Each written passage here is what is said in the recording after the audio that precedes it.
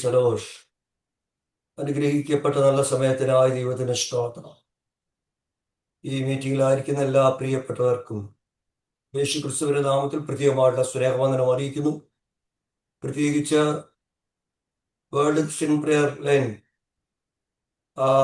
തുടങ്ങിയ ഞാൻ വളരെ ആത്മാർത്ഥമായി സ്നേഹിക്കുകയും പ്രാർത്ഥിക്കുകയും ഞങ്ങൾക്ക് വേണ്ടി പ്രാർത്ഥിക്കുകയും ചെയ്യുന്ന പ്രിയ പാസ്റ്റർ ജോൺ ഐസക്ക്, അതുപോലെ പ്രിയ ആൻറ്റി, ഇതിനകത്ത് കൂടിയിരിക്കുന്ന ദൈവദാസന്മാർ, ദൈവദാസിമാർ, എല്ലാ സഹോദരി സഹോദരങ്ങൾക്കും ഒരിക്കൽ കൂടി നന്ദി അറിയിക്കുന്നു. ഞങ്ങളോട് ഒരുമിച്ച് വചനം പങ്കിടുവാനായി കിട്ടിയ ഈ അവസരം ഒരു ഭാഗ്യസമയമായി ഞാൻ കാണുവാനിടയാകുന്നു. ഞങ്ങളുടെ പ്രവർത്തന സ്ഥലം ഹൈദരാബാദിലാണ്. ഹൈദരാബാദിൽ നിന്നും ഇതിനകത്ത് 1-2 പേര് ചേർന്നിട്ടുള്ളതിൽ ഞാൻ വളരെ സന്തോഷിക്കുന്നു. ദൈവം എല്ലാവരെയും അനുഗ്രഹിക്കുകയും സഹായിക്കുകയും ചെയ്യട്ടെ. പ്രിയ ദൈവദാസൻ പറഞ്ഞതുപോലെ ശോഭനയുടെ വന്നപ്പോൾ ശോഭനെ ഏറ്റവും കൂടുതൽ സ്നേഹിക്കുകയും ഭവനത്തിൽ വിളിച്ചോണ്ട് വന്നു ഭക്ഷണം കൊടുത്തു, വിശ്രമിപ്പാട് സ്ഥലം കൊടുത്തു. ശോഭന എപ്പോഴും പറയുന്ന ഒരു കാര്യമുണ്ട്, എൻ്റെ പപ്പായെ പോലെ സ്നേഹിക്കുന്ന എനിക്ക് ഒരു അങ്കിളിനെ ഇവിടെ കിട്ടുവാനിടയായി, ആൻറ്റി ഇവിടെ കിട്ടുവാനിടയായി തീർന്നു. കൂടാതെ പ്രാർത്ഥിക്കുന്ന ഒരു നല്ലൊരു കൂട്ടത്തെ ലഭിക്കാനിടയായെന്ന് ശോഭൻ പലപ്പോഴും പറയാറുണ്ടായിരുന്നു. ഞാൻ ഈ നിങ്ങളുടെയൊക്കെ മുൻപിൽ ആദ്യമായിട്ട് ഇങ്ങനെ പ്രത്യക്ഷപ്പെടുന്നത്, പക്ഷെയോ ഞാൻ രഹസ്യമായി എന്ന് പറഞ്ഞു കഴിഞ്ഞാൽ ഞങ്ങൾ ഹൈദരാബാദിൽ ഇപ്പം പകലാണല്ലോ, രാവിലെ ആണല്ലോ. അപ്പോൾ പലപ്പോഴും എനിക്കിങ്ങനെ പ്രത്യക്ഷപ്പെടുവാൻ കഴിഞ്ഞിട്ടില്ല. എങ്കിലും ഞാൻ പ്രാർത്ഥനയും പാട്ടും ദൈവ ശുശ്രൂഷയൊക്കെ കേൾക്കാറുണ്ടായിരുന്നു. അതൊക്കെ എൻ്റെ ജീവിതത്തിലും ഏറ്റവും വളരെ അനുഗ്രഹമായിരുന്നു. വീണ്ടും ഞങ്ങളെ ഓർത്ത് പ്രാർത്ഥിക്കുക. ഞങ്ങൾ ഹൈദരാബാദിൽ ശുശ്രൂഷിക്കുന്നു. കൂടാതെ ഭാര്യ ഇപ്പം 3 മക്കളായി. രണ്ടുപേരെ ഉള്ളായിരുന്നു. കഴിഞ്ഞ ഏപ്രിൽ 25 മുതൽ ഒരു മകളെ കൂടെ ദൈവം ഞങ്ങൾക്ക് തന്നു. അങ്ങനെ 3 മക്കളുണ്ട്. നിങ്ങളുടെ എല്ലാവരുടെയും പ്രാർത്ഥന ചോദിക്കുന്നു. എല്ലാവരും ദൈവം അനുഗ്രഹിക്കുകയും സഹായിക്കുകയും ചെയ്യട്ടെ. പ്രത്യേകിച്ച് ദൈവവചന ശുശ്രൂഷയ്ക്കായി ഇങ്ങനെ ഒരു അവസരം ഒരുക്കി തന്ന പ്രിയ ദൈവദാസനോട് നന്ദിയും കടപ്പാടും അറിയിക്കുന്നു. ദൈവമായ കർത്താവ് അനുഗ്രഹിക്കട്ടെ. അല്പസമയത്തെ ചിന്തയ്ക്കായിട്ട് നമുക്കൊരു വാക്യം എടുക്കാം. നമുക്ക് വളരെ സുപരിചിതമായ ഒരു വാക്യമാണ്. അനേകർ പ്രാർത്ഥനയിൽ പ്രാർത്ഥിക്കുമ്പോൾ ഉരുവിടുന്ന ഒരു വാക്യമാണ്. ഇത് ഞാൻ നിങ്ങളുടെ മുൻപിൽ ദൈവവചന ശുശ്രൂഷയ്ക്കായി വെക്കുവാൻ ആഗ്രഹിക്കുന്നത്. ഇന്നലെ ഞങ്ങൾ ഒക്ലഹോമയിൽ എൻ്റെ മോൻ താമസിക്കുന്നു. അവിടെ നിന്ന് ഞാൻ വന്ന സമയത്ത് ഞാൻ അവിടെ നിന്നൊരു മെസ്സേജൊക്കെ തയ്യാറായിക്കൊണ്ട് വന്ന് ഇന്ന് രാവിലെ പ്രസംഗിക്കുവാനായിട്ട്. പക്ഷേ ഇന്നലെ രാത്രിയുടെ സമയം ദൈവത്തിൻ്റെ ആത്മാവ് എന്നോട്, ഞാനിപ്പോൾ വായിക്കാൻ പോകുന്ന വാക്യമാണ്, എന്നോട് ഇടപെടുവാനിടയായത്. എനിക്ക് ഒരു കാര്യം അറിയാം, ഈ വാക്യം വായിച്ച് ദൈവത്തെ ശുശ്രൂഷിക്കുമ്പോൾ ചില വേദനയിലായിരിക്കുന്ന കുടുംബങ്ങൾ, ചില നിരാശയിലായിരിക്കുന്ന കുടുംബങ്ങൾ, എന്ത് ചെയ്യണമെന്നറിയാതെ ഭാരപ്പെടുന്ന കുടുംബങ്ങൾ വിടുതൽ പ്രാപിക്കുന്ന ഒരു പകൽ സമയമായി മാറുവാനിടയാകട്ടെ. അപ്പോൾ വാക്യം 147 സങ്കീർത്തനത്തിന്റെ അതിന് 3-ാം വാക്യം ആർക്കെങ്കിലും വായിക്കാമോ? 147:3.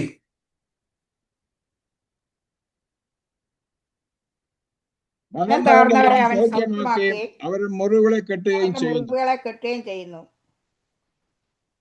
വളരെ സുപരിചിതമായ ഒരു വാക്യത്തിൽ കൂടിയാണ് ദൈവവചന ശുശ്രൂഷയ്ക്കായിട്ട് ഞാൻ സമയമെടുക്കുന്നത്. നമുക്കെല്ലാവർക്കും അറിയാവുന്ന വാക്യമാണ്. മനം തകർന്നവരെ അവൻ സൗഖ്യമാക്കുന്നു, അവരുടെ മുറിവുകളെ കെട്ടുകയും ചെയ്യുന്നു. എന്നോട് ഒരുമിച്ച് സഹകരിക്കാമെങ്കിൽ നമുക്ക് ഈ വചനത്തിന്റെ ആഴമേറിയ മർമ്മങ്ങൾ നമുക്ക് പഠിക്കുവാനിടയാകും. ഈ ദൈവവചനം കേൾക്കുന്ന അനേക ദൈവദാസന്മാർ ഇതിനകത്തുണ്ടല്ലോ.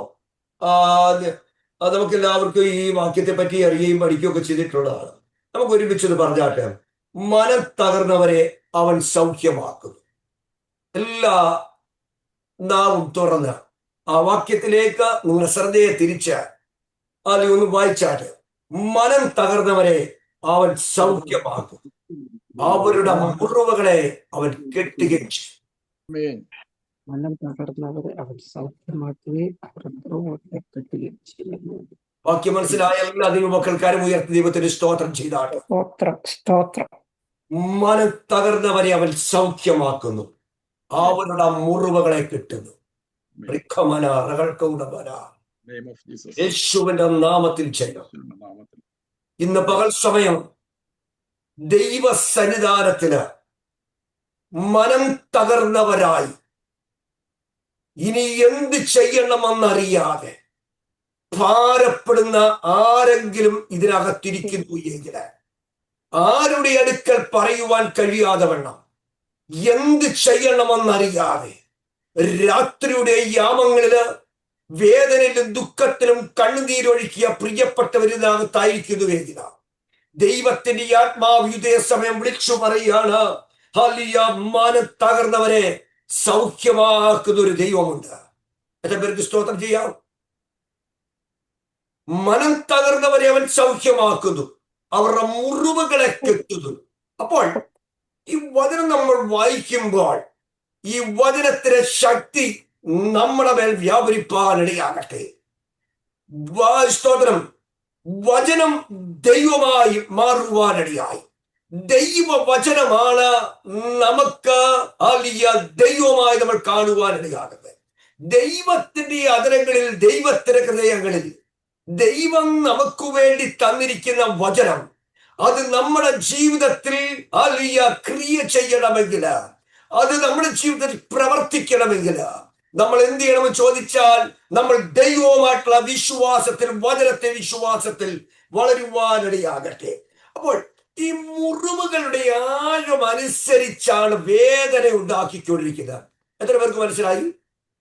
മുറിവുകളുടെ ആഴം അനുസരിച്ചാണ് വേദനകൾ വർദ്ധിക്കുവാനിടയാകുന്നത്. ഇന്ന് പകൽ സമയം പ്രിയമുള്ള ദൈവദാസന്മാരെ, ദൈവമക്കളെ, പ്രിയപ്പെട്ടവരെ, ഹല്ലേലൂയ, എന്റെയും നിങ്ങളുടെ ജീവിതത്തിന്റെ മുറിവുകൾ എന്തുമാത്രം വലുപ്പം കൂടിയിരിക്കുന്നു, അതിനനുസരിച്ച് വേദന അനുഭവിക്കുന്ന സഹോദര, സഹോദരി, ദൈവദാസരെ, ഇന്ന് പകൽ സമയം സ്വർഗത്തിലെ ദൈവം പറയുകയാണ്, കഴിഞ്ഞ നാളുകളിൽ നിന്റെ മുറിവുകളെ കെട്ടിയ ദൈവം ഇന്ന് പകൽ സമയവും നിന്റെ ഭവനത്തിന്മേല്, നിന്റെ മേല്, നിന്റെ ജീവിതത്തിന്മേല് മുറിവുകളെ കെട്ടുവാൻ ദൈവം സന്നദ്ധൻ തന്നെയാണ്. ഹല്ലേലൂയ.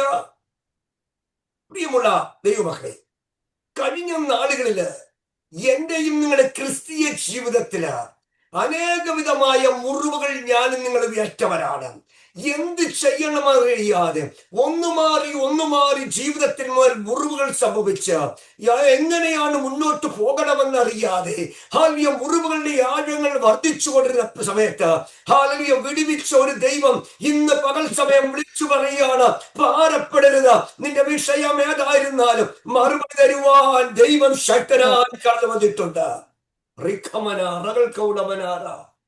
അപ്പോൾ മുറിവുകൾ, ഞാൻ ചില മുറിവുകൾ, ദൈവത്തിൽ അനേക മുറിവുകൾ ഏറ്റ അനേക കാര്യങ്ങൾ അടങ്ങിയിട്ടുണ്ട്. ഞാൻ അതിനകത്ത് ചില കാര്യങ്ങൾ നിങ്ങളുടെ മുൻപിൽ പറയുവാനാണ് ആഗ്രഹിക്കുന്നത്. നമുക്കറിയാമല്ലോ, ലൂക്കോസ് സുവിശേഷം 10-ാം അധ്യായത്തിന്റെ 33 മുതലുള്ള വാക്യങ്ങൾ അതിന്റെ 30 മുതൽ താഴോട്ടുള്ള വാക്യങ്ങൾ നമ്മൾ വായിക്കുമ്പോൾ, ലൂക്കോസ് സുവിശേഷം 10-ാം അധ്യായത്തിന് 30 മുതൽ താഴോട്ടുള്ള വാക്യങ്ങൾ വായിക്കുമ്പോൾ, ഒരു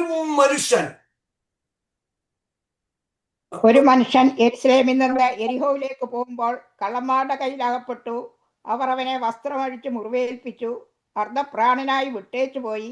ആ വഴിയായി എതിർച്ച ഒരു പുരോഹിതൻ വന്നു അവനെ കണ്ടിട്ട് മാറി കടന്നുപോയി. അങ്ങനെ തന്നെ ഒരു ലേവ്യനും ആ സ്ഥലത്തിലെത്തി അവനെ കണ്ടിട്ട് മാറി കടന്നുപോയി.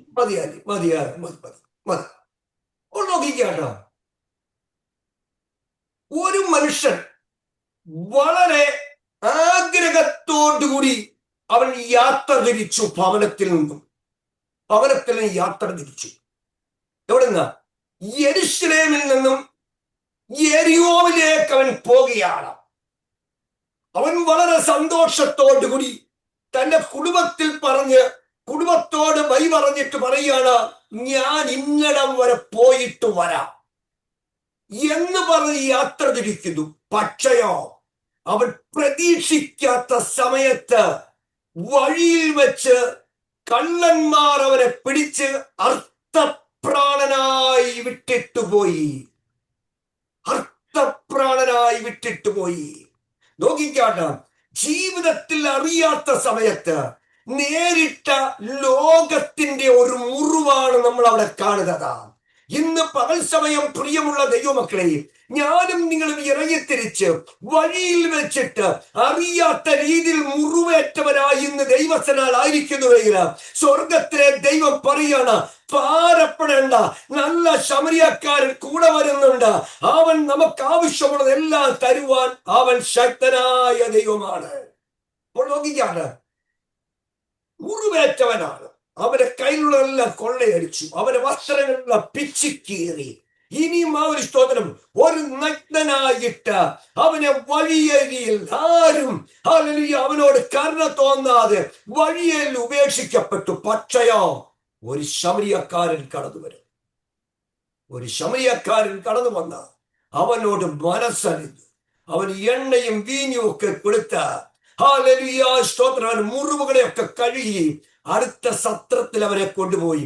ഈ മുറിവിന്റെ പേരാണ് ലോകം കൊടുത്ത മുറിവ്. ഇന്ന് പകൽ സമയം പ്രിയമുള്ള ദൈവമക്കളെ, ഞാനും നിങ്ങളും അറിയാത്ത സ്ഥാനത്ത് എനിക്കും നിങ്ങൾക്കും ലോകം മുറിച്ചിട്ടുണ്ട് എങ്കിൽ ഇന്ന് മുറിവേറ്റവരായി ലോകം എനിക്ക് തന്ന മുറിവ് എനിക്ക് എങ്ങനെ കൊടുക്കുവാൻ കഴിയുമെന്ന് ചോദിച്ചുകൊണ്ട് പ്രാർത്ഥിക്കുന്ന ദൈവകുഞ്ഞെ, ഒരു കാര്യം വിളിച്ചു പറയട്ടെ. വലിയ സ്വർഗം നമുക്ക് അനുകൂലമെങ്കിൽ പ്രതികൂലമായിട്ടൊന്നും സംഭവിക്കയില്ല. ദൈവം നമുക്ക് അനുകൂലമായി പ്രവർത്തിപ്പാനിടയായി തീരും. ഇനി നമുക്ക് അടുത്തൊരു മുറിവ് പറയാൻ പോകും. എല്ലാ കാര്യങ്ങളും നമുക്ക് ഒത്തിരി വിശദമായി പറയാനുള്ള സമയം എനിക്കില്ല. സ്തോത്രം, അതിനുള്ള സമയവുമല്ലല്ലോ. ഇനി അടുത്തതായിട്ട് 1 ശമൂവേലിന്റെ പുസ്തകം 16-ാം അധ്യായത്തിന്റെ 11-ാം വാക്യം. 1 ശമൂവേൽ 16-ാം അധ്യായത്തിന്റെ 11-ാം വാക്യം വായിക്കൂ. 16-11 കിട്ടിയോ? നിന്റെ പുത്രന്മാർ എല്ലാവരും 16:11 പാസ്റ്ററെ? 16-11. നിന്റെ പുത്രന്മാർ എല്ലാവരുമായോ എന്ന് ശമൂവേൽ ചോദിച്ചതിന് അവൻ ഇനി ഉള്ളതിൽ ഇളയവനുണ്ട്, അവൻ ആടുകളെ മേയ്ക്കാവുന്നു എന്ന് പറഞ്ഞു. ശമൂവേൽ ഈശായിയോടെ, ആളയച്ചവനെ വരുത്തുക, അവൻ വന്നിട്ടല്ലാതെ നാം പന്തിക്കിരിക്കയില്ല എന്ന് പറഞ്ഞു. ഓക്കെ, മതിയായി. സൂസൻ ആന്റി നല്ല വ്യക്തമായിട്ടാണ് വായിച്ചത്. പ്രത്യേകമായിട്ടുള്ള നന്ദിയുണ്ട്. ദൈവം അനുഗ്രഹിക്കട്ടെ. അപ്പോൾ നമുക്കറിയാം, ഇശായിയുടെ ഭവനത്തില് ശമൂവേല് ചെല്ലുക. ശമൂവേലിന് യഹോവയായ ദൈവം ശമൂവേലിനോട് പറയാണ്, ശമൂവേലേ, നീ ഇശായിയുടെ വീട്ടിൽ ചെല്ലണം. അവിടെ ചെന്നതിന് ശേഷം അവന്റെ പുത്രന്മാരിൽ ഒരുവനെ അഭിഷേകം ചെയ്യണം എന്ന് പറഞ്ഞ് അവനെ വിട്ടിരിക്കുക. ശമൂവേൽ ഇപ്പോൾ തൈലക്കൊമ്പും ഒക്കെ എടുത്ത് ഇതാ കടന്നു പോവുകയാണ്. കടന്നുപോയി ഷായുടെ ഭവനത്തിൽ ചെന്നു. ഭവനത്തിൽ ചെന്ന് അപ്പനെ കണ്ടു. ശമൂവേലിന്റെ വരവിങ്കല് അവരെല്ലാം വളരെ ആകാംക്ഷയോടുകൂടി അവനെ എഴുന്നേൽപ്പ് കൊടുത്തു. അവന് വളരെയധികം വലിയ സ്ഥാനവും മാനവും ഒക്കെ കൊടുക്കുവാനിടയായി. അപ്പോൾ ഇശായി ചോദിക്കുകയാണ്, ഓരോരുത്തരെ ആയിട്ട് അപ്പൻ മുന്നിൽ നിർത്തിയിട്ട് പറയുന്നു, ഇതാ എന്റെ മൂത്ത മകൻ, ഇവനാണ് വലിയ അടുത്ത ജ്യേഷ്ഠാവകാശം പ്രാപിക്കേണ്ടവൻ. ഇങ്ങനെ ഓരോരുത്തരെ കാണിച്ചപ്പോൾ ദൈവം പറയാണ്, ശമൂവേലേ, നീ അവരുടെ ആരുടെ തലയില് അഭിഷേക തൈലം ഒഴിക്കരുത്. കാരണം എന്ന് ചോദിച്ചാൽ, ഞാൻ പറയുന്നവനെ മാത്രം, അവന്റെ മുഖമോ അവന്റെ പൊക്കമോ അവന്റെ സൗന്ദര്യമോ ഒന്നും നോക്കണം. ഞാൻ പറയുന്നവനെ നീ അഭിഷേകം ചെയ്യണം. നോക്കുക. അപ്പോൾ ഈ ചെന്ന അതിഥി ആര്? ശമൂവേൽ. ശമൂവേൽ ചോദിക്കുകയാണ്, ഇനിയും നിനക്ക് മക്കള് വല്ലവരും ഉണ്ടോ എന്ന് ചോദിക്കുന്ന ചോദ്യം. നോക്കിക്കാണ്, അപ്പൻ മകനെ മറന്നു കളഞ്ഞു. അപ്പനോട് ചോദിക്കുകയാണ്, ഇനിയും നിനക്ക് മക്കൾ വല്ലവരും ഉണ്ടോ? അപ്പോൾ അപ്പൻ പറയാണ്, ഉണ്ട്, ഇനിയും ഒരുവനുണ്ട്, അവൻ കാട്ടിൽ ആടുകളെ മേയ്ക്കുകയാണ്. അപ്പോൾ ശമൂവേൽ പറയാണ്, അവൻ വന്നിട്ടല്ലാതെ നമ്മൾ പന്തിബോധനത്തിന് ഇരിക്കയില്ല. ഇന്ന് പകൽ സമയം പ്രിയമുള്ള ദൈവമക്കളെ, അതിനകത്ത് നമുക്ക് പഠിക്കുവാനുള്ള മുറിവെന്നു ചോദിച്ചാൽ ദാവീദിന് വീണ ഒരു മുറിവാണ്. ആര് കൊടുത്ത മുറിവ്? അപ്പൻ കൊടുത്ത മുറിവ്. ഭവനത്തിൽ അതിനു മുൻപ് അനേക പാർട്ടികൾ, അനേക വിരുന്നുകൾ ഒരുക്കിയിട്ടുണ്ട്. പക്ഷെയോ ദാവീദിനെ ആ സമയത്തൊന്നും അറിയിച്ചിട്ടില്ല. ദാവീദിനെ ആടുകളെ മേയ്ക്കുവാനായിട്ട് അവനെ വിട്ടിരിക്കുകയാണ്. അവന്റെ അപ്പനതൊന്നും അറിയിക്കാറില്ല. പക്ഷയോ അഭിഷേകമുള്ളവൻ വന്നപ്പോൾ അഭിഷേകം ചെയ്യേണ്ടവൻ ചോദിക്കുകയാണ്, അലിയ ഇനിയും ഉള്ളവൻ ആരെങ്കിലും ഉണ്ടോ? അവൻ വന്നിട്ടല്ലാതെ പന്തിബോധന തിരിക്കയില്ല. ഇന്ന് പകൽ സമയം ഒരു കാര്യം ഓർത്തിരിക്കട്ടെ, അലിയ ദൈവസ്തോത്രം, ലോകം നമുക്ക് തരുന്ന മുറിവ് പോരാ. അപ്പൻ നമ്മെ മുറിച്ചിരുന്നാലും സ്വർഗം നമ്മെ കൈവിടുകയില്ലെന്ന് ഉറപ്പുള്ള ദൈവമക്കൾ ദൈവത്തിന് സ്തോത്രം ചെയ്യുവാനിടയാകട്ടെ. അപ്പോൾ അപ്പൻ സ്തോത്രം ഒരാളെ പറഞ്ഞു വിട്ടിട്ട് പറയുകയാണ്, ആരെ വിളിച്ചോടുക? ദാവീദിന്റെ അടുക്കൽ ചെന്ന് പറയാം, അപ്പൻ വിളിച്ചിരിക്കുന്നു, വീട്ടിൽ വലിയൊരു വിരുന്നൊരുക്കിയിരിക്കുകയാണ്, നീ വരണം. നോക്കാട്ടെ, ഇതുവരെയും ഇല്ലാത്തൊരു ക്ഷണം, ഇന്നുവരെയും കേൾക്കാത്തൊരു ക്ഷണം. ഹല്ലേലൂയ, സ്തോത്രം. അവൻ ഓടി വന്നു. അപ്പ എന്താണ്? അപ്പോൾ ശമൂവേൽ അടുത്ത് നിൽക്കുകയാണ്. ശമൂവേൽ അവന്റെ തലയിൽ അഭിഷേക തൈലം ഒഴിച്ച് അവനെ വേർതിരിപ്പാനിടയായി.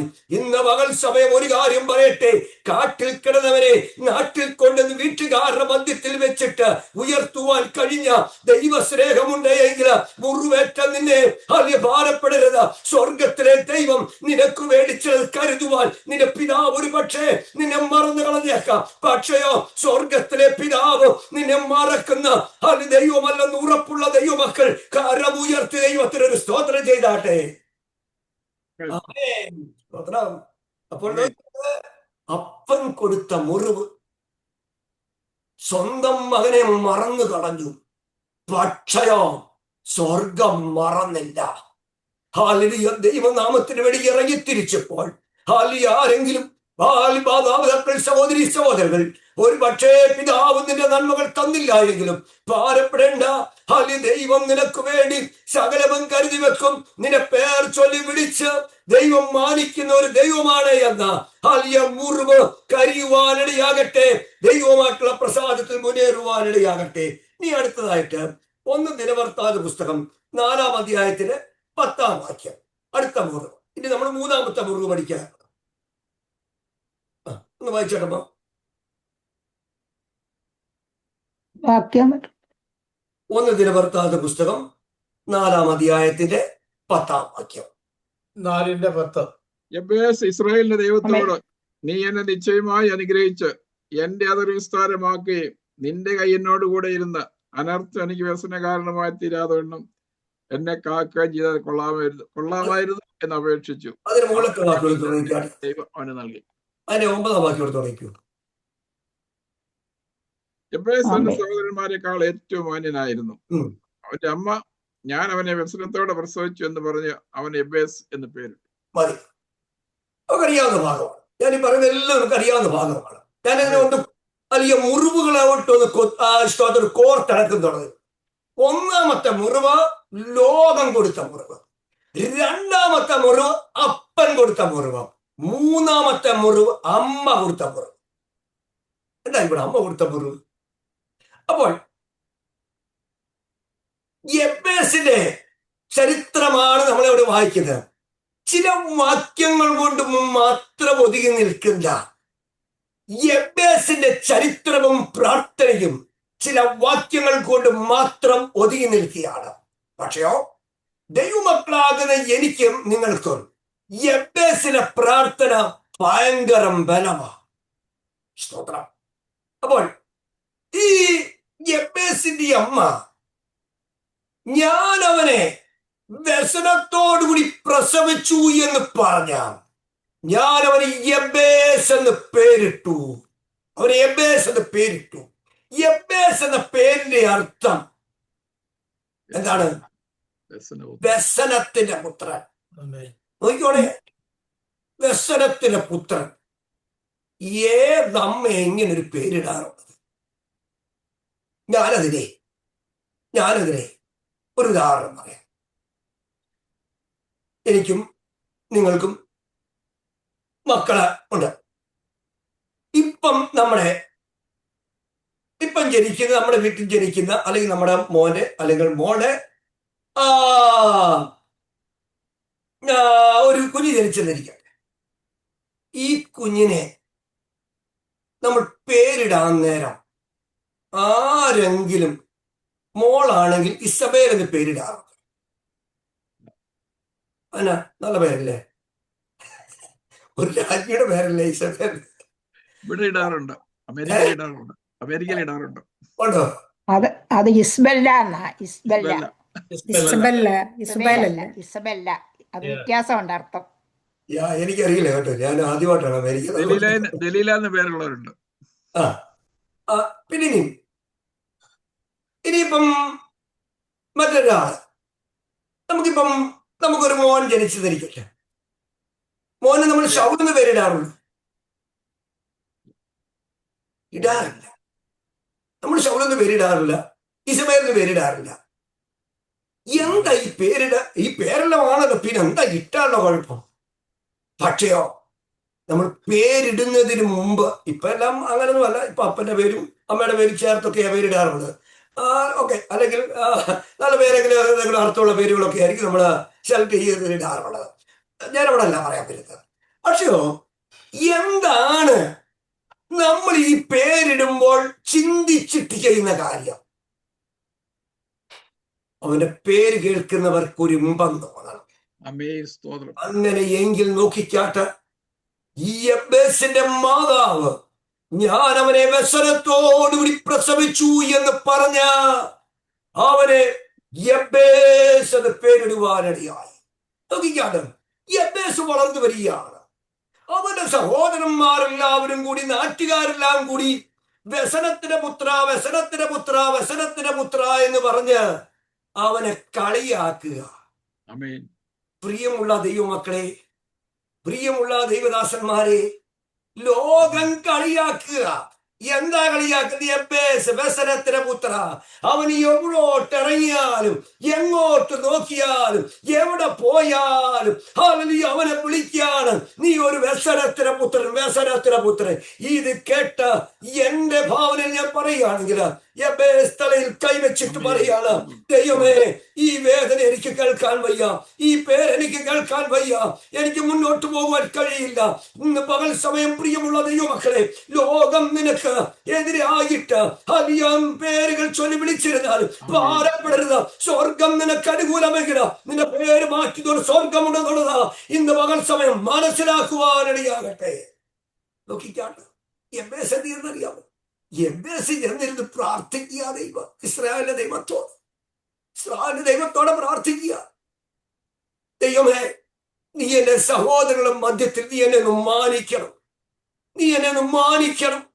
മുറിവേറ്റവനായി, തകർക്കപ്പെട്ടവനായി, ഒരു ദിവസം അനുദിനം തകർക്കപ്പെട്ടവനായ യബ്ബേസ് അവൻ ദൈവസന്നിധിയിൽ നിന്ന് പ്രാർത്ഥിക്കുകയാണ്, ദൈവമേ, എനിക്ക് ഈ അവസ്ഥയ്ക്ക് ഒരു മാറ്റം തരണം, ഈ സ്ഥിതിക്ക് ഒരു മാറ്റം തരണം. പ്രിയമുള്ള സഹോദരി, ദൈവദാസനെ, ദൈവമക്കളെ, ഞാനൊരു കാര്യം ഓർപ്പിക്കട്ടെ.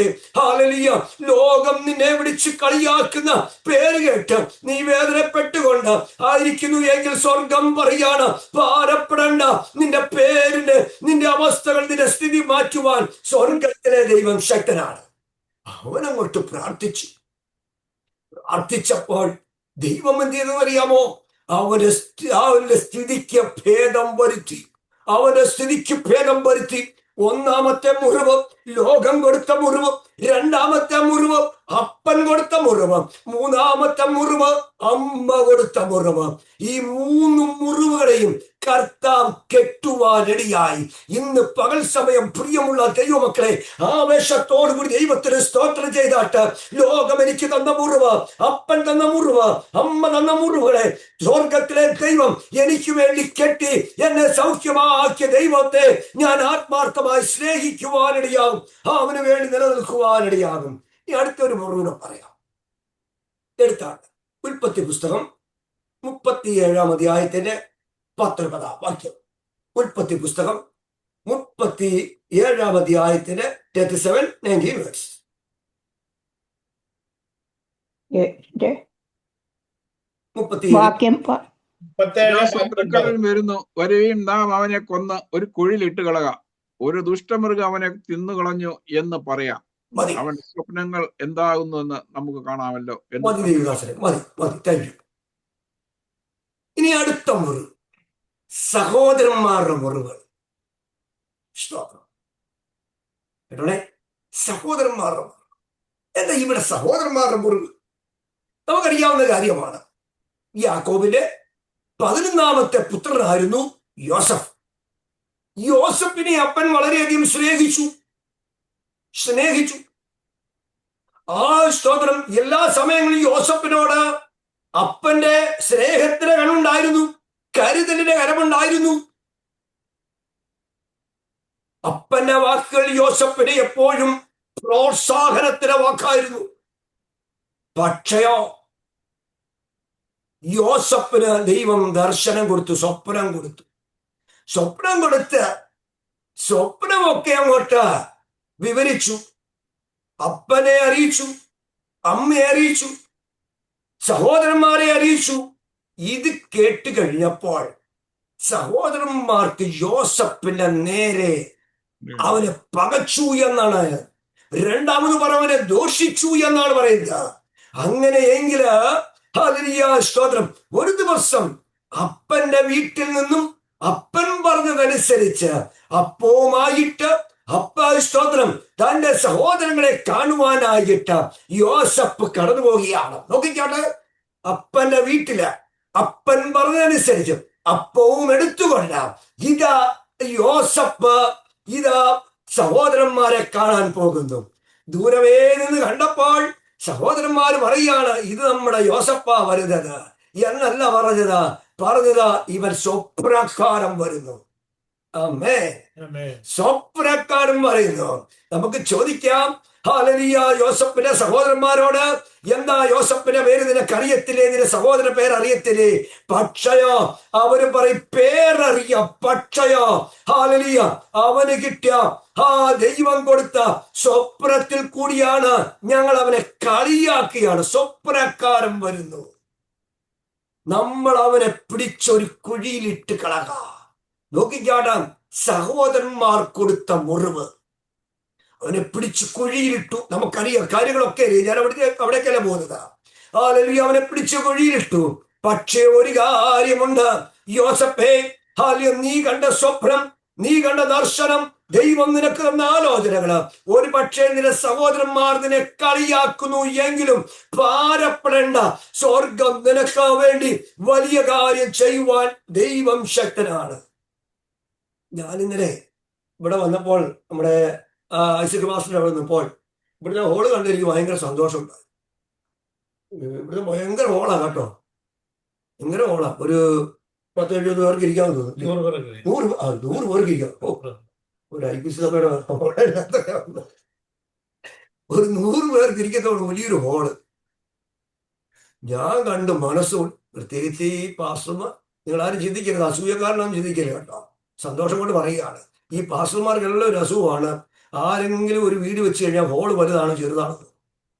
എന്തുകൊണ്ടാണെന്ന് അറിയാം, പാസ്റ്റർക്ക് അവിടെ താമസിക്കാനല്ല, ഒരു പ്രേയർ നടത്തുമ്പോൾ വിശാലമായിട്ട് ഇരുന്ന് ഒരുമിച്ച് ആരാധിക്കാനുള്ള സന്തോഷത്തില് അങ്ങനെ നോക്കുന്നത്. ഞാൻ ഇവിടെ പോയിരുന്നല്ലോ നോക്കുക, ആദ്യം നോക്കും ബെഡ്റൂം അല്ല നോക്കുന്നത്, ഹോളാ നോക്കുന്നത്. ഹോള് വലുതാണ് ചെറുതാണ്, കിച്ചൺ ചെറുതായാലോ ഹോള് ബെഡ്റൂം ചെറുതായാലും ഒന്നും ഒരു വിഷയമല്ല. പക്ഷെ ഹോള് വലുതായോ, ഇവിടുത്തെ ഞാൻ നോക്കിയാൽ 100 പേർക്ക് ഇരിക്കുന്ന വലിയൊരു ഹോള്. 75 പേർക്ക് ഇരിക്കാം, 25 പേർക്ക് ഡൈനിങ് റൂമിൽ അപ്പുറത്തുമായിട്ട് എന്തോ വേണം, ഇത് കൂടെ എന്നാ വേണം. അന്ന് 100 പേരുണ്ടായിരുന്നു. അപ്പോൾ ദേവദാസൻ പറഞ്ഞൊരു കാര്യമാണ്, ദേവദാസന്റെ ജ്യേഷ്ഠത്തിന് പോലെ ജ്യേഷ്ഠത്തിയായിരുന്നു, അറിയാപ്പോ വന്നിട്ട് പറഞ്ഞു, ദേവദാസനെ എടാ നിനക്ക് ഉരുണ്ട് കിടന്ന് പ്രാർത്ഥിക്കാമല്ലോ എന്ന്. നിനക്ക് ഉരുണ്ട് കിടന്ന് പ്രാർത്ഥിക്കാമല്ലോ. അയ്യോ, അല്ല ഞാൻ പറഞ്ഞു അമേരിക്ക അല്ല, ഇതിനകത്ത് എത്ര പേര് അമേരിക്കയിലുണ്ടെന്ന് എനിക്ക് അറിയില്ല. അമേരിക്ക വരുമ്പം തീർച്ചയായിട്ടും ജോൺ ഐസക്കിന്റെ അങ്കിളുടെ വീട്ടിൽ പറഞ്ഞു, ആ ബെഡ്റൂം പോലും ഞങ്ങൾക്ക് തന്നു കേട്ടോ. എന്നിട്ട് ഞാൻ ഇവിടെ വന്നാകണം, ഇവിടെ ഇവിടെ. ആ അപ്പോൾ ഞാൻ ഇവിടെ കട്ടിലിട്ട് കിടന്നു. കണ്ടില്ല. ആ അപ്പോൾ ഞാൻ പറയാൻ വന്നൊരു ആശയമെന്ന് ചോദിച്ചാൽ, സഹോദരന്മാർ നിന്നെ പകയ്ക്കും, സഹോദരങ്ങൾ നിന്നെ ദുഷിക്കും, സഹോദരങ്ങൾ നിനക്ക് മുറിവ് തരും. ഇന്ന് പകൽ സമയം പ്രിയമുള്ള ദൈവമക്കളെ, സഹോദരങ്ങൾ കൂടപ്പറപ്പുകൾ മുറിച്ചവരാരെങ്കിലും ഇതിനകത്ത് ഇരിപ്പുണ്ടെങ്കിൽ ഞാൻ ഒരു ആലോചന പറഞ്ഞു തരട്ടെ.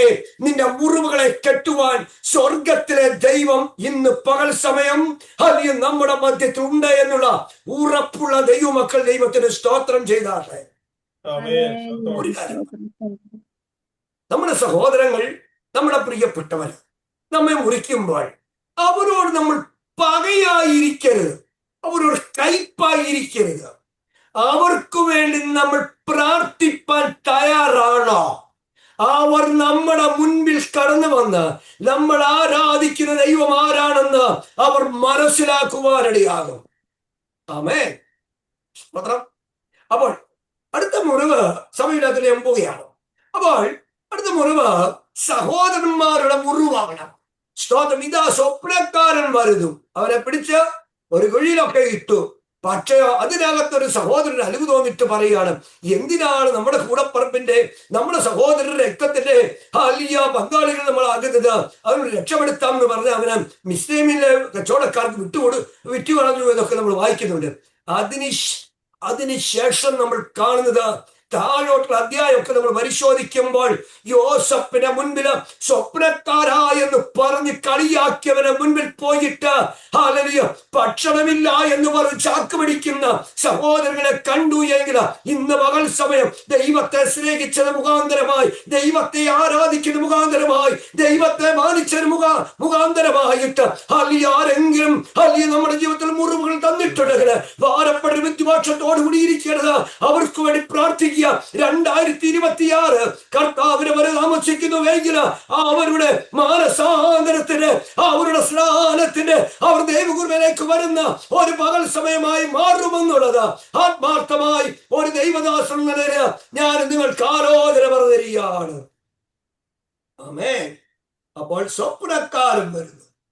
അപ്പോൾ നമ്മള് നാലാമത്തെ മുറിവാണ്. ഒന്ന് ലോകം കൊടുത്ത മുറിവ്, 2 അപ്പൻ കൊടുത്ത മുറിവ്, 3 അമ്മ കൊടുത്ത മുറിവ്, 4 കൂടപ്പറപ്പുകൾ കൊടുത്ത മുറിവുകൾ. ഇനിയും 5-ാമതൊരു കാര്യം പറയാം. 1 ശമൂവേലിന്റെ പുസ്തകം 1-ാം അധ്യായത്തിന് 15-ാം വാക്യം.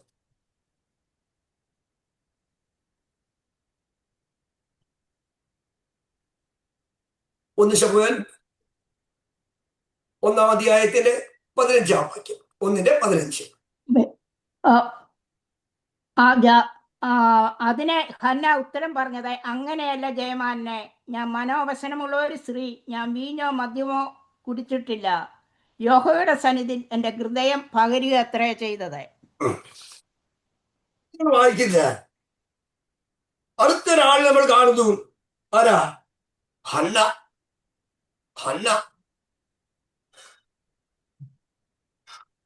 ഹന്നായെ നമുക്ക് കാണാം.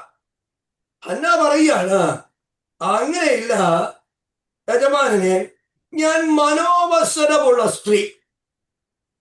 ആരാണ് ഈ മുറിവ് കൊടുത്തത്? നമുക്കറിയാം, എൽക്കാനയ്ക്ക് 2 ഭാര്യമാരുണ്ടായിരുന്നു. ഒരാളുടെ പേര് പെനീന എന്നും ഒരാളുടെ പേര് ഹന്നായിരുന്നു. ഒരാൾക്ക് മക്കളുണ്ടായിരുന്നു, ഒരാൾക്ക് മക്കളില്ലായിരുന്നു. ഞാനവിടെ ഈ പ്രസംഗിക്കുന്ന സമയത്ത് പറഞ്ഞ കാര്യമുണ്ട്. എന്താ ചോദിച്ചു കഴിഞ്ഞാല്, പ്രാർത്ഥിക്കുന്ന ഹന്നായിക്ക് കുറവുകളുണ്ട്, മക്കളില്ല. പ്രാർത്ഥിക്കാത്ത പെനീനയ്ക്ക് മക്കളുണ്ട്. ഞാനതൊരു ദൂത് പറയാം മക്കളെ, ദൈവദാസന്മാരെ, ദൈവമക്കളെ, പ്രാർത്ഥിക്കുന്ന നിനക്ക് ഒരു പക്ഷേ പ്രതികൂലം അല്ലെങ്കിൽ ഇടുക്കമെന്ന് തോന്നിക്കാം. പക്ഷെ സ്വർഗം പറയാണ്, അല്ലെങ്കിൽ ഇടുക്കമല്ല മക്കളെ, നിന്നെ ദൈവനാമം മഹത്വത്തിന് വേണ്ടി ഞാൻ തരുന്ന സമയമാണെന്ന് ഓർക്കുവാൻ ഇടയായിത്തീരുന്നു എങ്കിൽ ഇന്ന് പകൽ സമയം ദൈവത്തെ ആരാധിക്കുന്ന ദൈവമകനെ ഒരു കാര്യം ഓർത്താട്ട് പ്രാർത്ഥിക്കുന്ന എന്റെ ജീവിതത്തില് കുറവുകളല്ല, അല്ലെങ്കിൽ പോരായ്മയില്ല. എന്റെ പോരായ്മകൾ മാറ്റുന്ന ഒരു സ്വർഗമുണ്ട്. ആമേൻ. ആമേൻ.